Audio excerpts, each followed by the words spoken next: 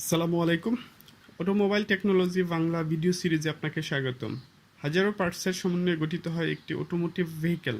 একটি গাড়ির প্রত্যেকটি পার্ট আলাদা আলাদাভাবে কাজ করে গাড়িকে সচল রাখে। কোন পার্ট কী কাজ করে, ড্যামেজ হলে কী ধরনের সিমটম দেখা দেয়, এর ফলে কী কী রিস্ক থাকতে পারে, এরূপ গুরুত্বপূর্ণ বিষয় নিয়ে আলোচনা করা হয়ে থাকে এই ভিডিও সিরিজে। গ্যাসোলিন ইঞ্জিনের ফুয়েল পাম্প।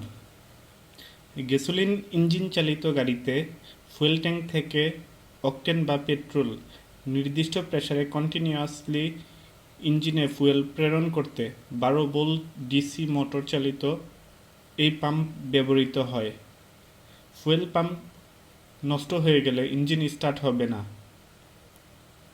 পাম্পিং প্রেসার কমে গেলে ইঞ্জিন নক করবে, গাড়ি ঠিকভাবে অ্যাসেলারেট করতে পারবে না।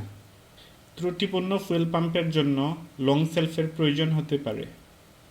তাই এই পরিস্থিতিতে ফুয়েল পাম্প চেক করে পরিবর্তন অথবা রিপেয়ার করে নিতে হবে।